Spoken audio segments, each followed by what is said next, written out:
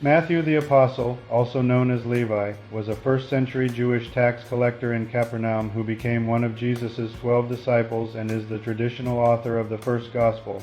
He was a despised figure in Jewish society, but Jesus' call transformed his life from one of greed to one of faithful discipleship. One of the 12 apostles, the New Testament lists Matthew among the 12 men Jesus chose to be his closest followers and messengers. An eyewitness. As an apostle, Matthew was a direct eyewitness to Jesus' ministry, teachings, and miracles. His status as a literate record keeper from his tax collecting background would have equipped him well for this role.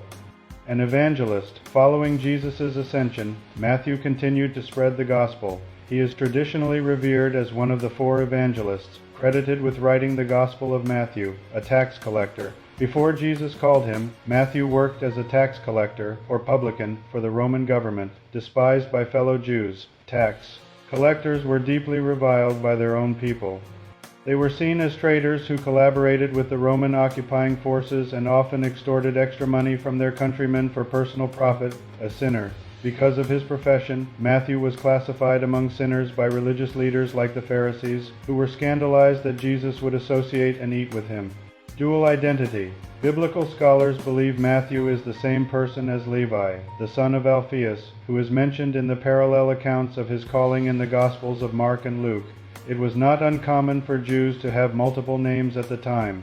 The transforming call, Matthew's conversion, was remarkably swift. When Jesus simply said, "Follow me," Matthew immediately left his tax booth and followed him, forsaking a life of wealth and security. Thematic gospel writing. Matthew's former occupation likely influenced his writing. His gospel features the Lord's Prayer with the financial language, "Forgive us our debts," and contains parables that deal with money. Patron saint of financial professions.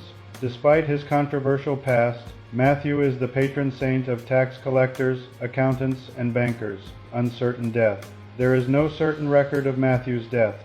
Some ancient traditions claim he was martyred in Ethiopia, while others suggest he died a natural death. His tomb is believed to be in the crypt of Salerno Cathedral in Italy. Thank you. If this content interests you or moves you, please like and subscribe. I'm doing an in-depth study of Matthew. God bless you all.